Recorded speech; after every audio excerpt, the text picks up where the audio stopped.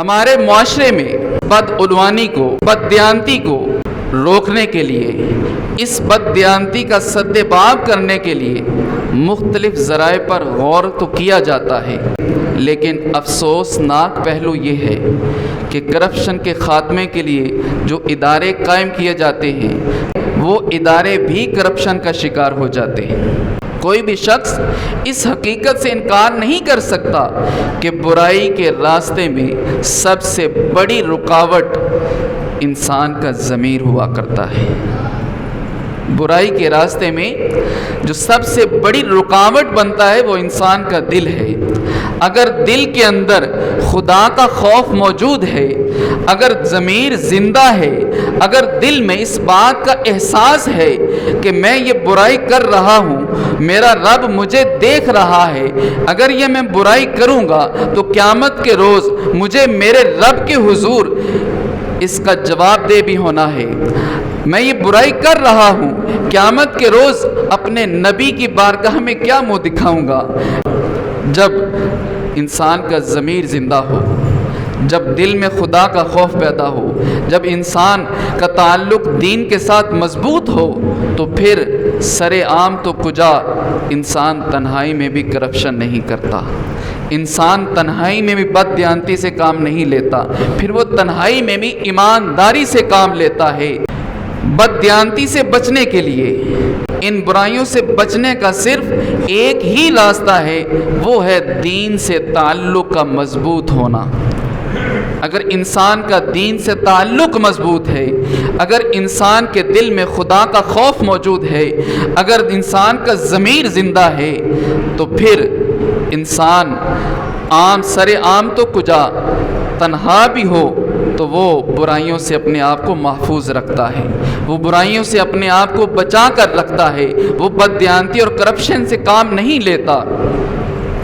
جناب سیدنا عمر فاروق رضی اللہ تعالی عنہ کے دور خلافت میں ایران فتح ہوا تھا۔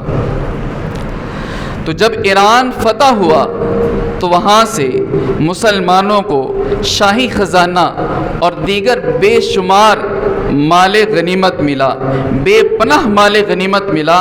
تو مجاہدین نے وہ مال غنیمت کا جو سامان تھا، مال غنیمت کی جو چیزیں تھیں، امانت اور دیانت کے ساتھ سپہ سالاروں تک پہنچائیں، اور پھر وہاں سے مدینہ منورہ تک پہنچائیں کہ ان کی امانت و دیانت کے تذکرے پڑھنے اور سننے کو ملتے ہیں تو انسان کی عقل دنگ رہ جاتی ہے۔ کس قدر وہ لوگ امانت دار تھے، کس قدر وہ لوگ دیانت دار تھے۔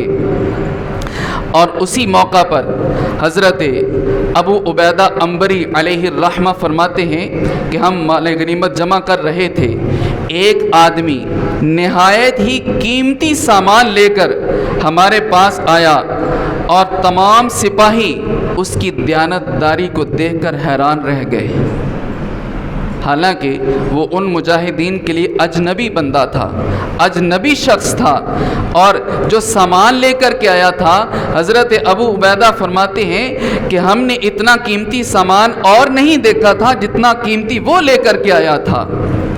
اور جب وہ قیمتی سامان لے کر آیا اور کتنی ایمانداری اور دیانتداری سے لے کر آیا، تو حضرت ابو عبیدہ فرماتے ہیں کہ ہم نے اس سے پوچھا کہ کیا اس سامان میں سے تم نے اپنے لیے بھی کچھ رکھا ہے؟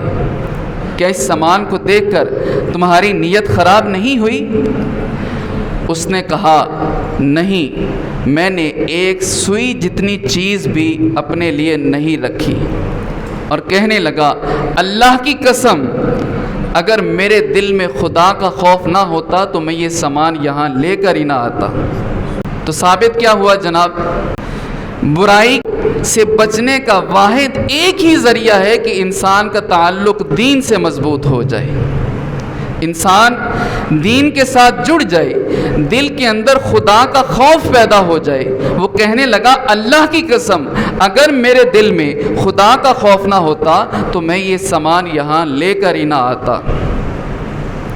اور پھر حضرت ابو عبیدہ فرماتے ہیں کہ تمام مجاہدین اس کی ایمانداری سے بڑے متاثر ہوئے اور یہ کہنے لگے کہ یہ بڑا عظیم انسان ہے جس نے نبی پاک صلی اللہ علیہ وآلہ وسلم کے امتی ہونے کا حق ادا کر دیا ہے، نبی پاک صلی اللہ علیہ وآلہ وسلم کی صداقت اور امانت سے خوب فیض حاصل کیا ہے۔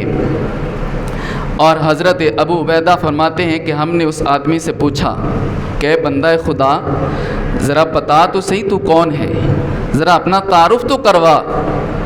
اس نے کہا اللہ کی قسم میں اپنا تعارف نہیں کرواؤں گا، مجھے تم سے اپنی تعریف اور داد لینے کی ضرورت نہیں ہے، یہ جو میں نے کام کیا ہے اللہ کی توفیق سے کیا ہے اور اللہ کی رضا کے لیے میں نے یہ نیک کام کیا ہے، اور اس کا اجر رب کائنات کی بارگاہ سے جو مجھے ملے گا میں اس پر خوش ہوں۔ اور یہ بات کہہ کر پھر وہ چلا گیا۔ تو جب اس کا تعاقب کیا گیا، اس کا پیچھا کیا گیا، تو پتہ چلا کہ وہ عامر بن عبد القیس علیہ الرحمہ تھے۔ اور تذکرہ نگاروں نے لکھا ہے کہ یہ وہی عامر بن عبد القیس ہیں جن کا سارا دن قرآن کی تعلیم لوگوں کو دیتے ہوئے گزرا کرتا تھا، اور راتیں اللہ رب العزت کی عبادت میں گزارا کرتے تھے، اور جہاد میں بھی پیش رہا کرتے تھے۔ یہ وہ عامر بن عبد القیس ہیں۔ جب ایران فتح ہوا تو وہاں سے حاصل شدہ مال غنیمت، اس میں شاہ ایران جو کسریٰ کے کنگن تھے وہ بھی موجود تھے، اس کی قیمتی تلوار بھی تھی، قیمتی موتی اور جواہرات بھی تھے۔ وہ سارے کا سارا سامان ایران سے مدینہ منورہ تک بحفاظت پہنچا دیا گیا۔ جناب سیدنا عمر فاروق رضی اللہ تعالی عنہ مجاہدین کی دیانتداری کو دیکھ کر، مجاہدین کی ایمانداری کو دیکھ کر خوب متاثر ہوئے، ان کی حوصلہ افزائی بھی فرمائی۔ حیرت کا اظہار کرتے ہوئے حضرت عمر فاروق رضی اللہ تعالی عنہ نے فرمایا کہ نبی دو عالم صلی اللہ علیہ وآلہ وسلم کے امتی کس قدر ایماندار ہیں، کس قدر امانت اور دیانتدار ہیں کہ تمام کا تمام خزانہ بیت المال میں جمع کروا دیا۔ اور جب حضرت عمر فاروق رضی اللہ تعالی عنہ نے یہ بات ارشاد فرمائی تو مولا کائنات جناب سیدنا علی المرتضیٰ رضی اللہ تعالی عنہ نے یہ تاریخی جملہ ارشاد فرمایا، اے امیر المومنین، آپ امانت دار اور دیانتدار ہیں تو آپ کی رعایا امانت دار ہے، تو آپ کی رعایا دیانتدار ہے، آپ ایماندار ہیں تو آپ کی رعایا ایماندار ہے۔ اگر آپ دیانتدار نہ ہوتے، آپ بد دیانت ہوتے تو آپ کی رعایا بھی بد دیانت ہونی تھی۔ تو اس سے ثابت کیا ہوا؟ ایک سربراہ کا ایماندار ہونا انتہائی ضروری ہے۔ وہ سربراہ کسی گھر کا ہو، وہ سربراہ کسی ایک ادارے کا ہو، کسی ایک ضلع کا ہو، کسی ایک ڈویژن کا ہو، کسی صوبے کا ہو، کسی ملک کا ہو یا پوری دنیا کا سربراہ ہو، ہر سربراہ کا امانت دار اور دیانتدار ہونا انتہائی ضروری ہے۔ اگر سربراہ ایماندار ہے، امانت دار ہے، دیانتدار ہے تو اس کے ماتحت جو عوام ہیں وہ خود بخود ایماندار ہوں گے، امانت دار ہوں گے، دیانتدار ہوں گے۔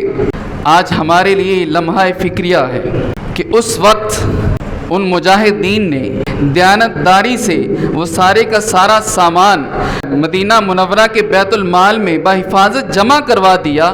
اس وقت ان کی دیکھ بھال کرنے والا بھی کوئی نہیں تھا، ان کے اوپر کوئی فورسز موجود نہیں تھی، اس دور میں کیمرے بھی نہیں تھے، اس دور میں کوئی پوچھ تاچھ کرنے والا بھی نہیں تھا۔ لیکن کیا وجہ تھی؟ کون سی چیز تھی جس چیز نے انہیں بددیانتی سے دور رکھا؟ وہ کیا چیز ہے؟ ذرا غور تو کیجئے۔ وہ ایک ہی چیز ہے، دین سے تعلق مضبوط تھا ان کا۔ نبی دو عالم صلی اللہ علیہ وآلہ وسلم کی تعلیمات پر وہ عمل پیرا ہونے والے لوگ تھے، ان کے دلوں میں خدا کا خوف موجود تھا۔ آج ہمارے معاشرے میں اس کرپشن کو دور کرنے کے لیے، بددیانتی کو دور کرنے کے لیے ادارے بھی قائم کیے جاتے ہیں، کیمرے بھی نصب کیے جاتے ہیں، حساب کتاب رکھنے کے لیے جدید سافٹ ویئرز بھی موجود ہیں، لیکن بددیانتی ہے کہ وہ رکنے کا نام نہیں لے رہی، کرپشن ہے کہ وہ بڑھتی سے بڑھتی چلی جا رہی ہے، بدعنوانی ہے کہ وہ بڑھتی سے بڑھتی چلی جا رہی ہے۔ اس کی وجہ کیا ہے کہ آج کا مسلمان دین سے دور ہو چکا ہے۔ آج کا مسلمان نبی دو عالم صلی اللہ علیہ وآلہ وسلم کا سچا امتی ہونے کا حق ادا نہیں کر رہا، نبی دو عالم صلی اللہ علیہ وآلہ وسلم کی تعلیمات پر عمل نہیں کر رہا۔ آج کے مسلمان کے دل سے خدا کا خوف اٹھ چکا ہے۔ یہی وجہ ہے کہ آج برائیاں جنم لے رہی ہیں، یہی وجہ ہے کہ آج کا انسان بددیانتی سے کام لے رہا ہے۔ اگر ہم چاہتے ہیں کہ ہمارے معاشرے سے ان برائیوں کی جڑ کٹ جائے تو اس کے لیے ضروری ہے کہ اپنے دین سے تعلق کو مضبوط کر لیں، اپنے دلوں میں خدا کا خوف پیدا کریں، دین اسلام کی تعلیمات پر عمل پیرا ہو جائیں۔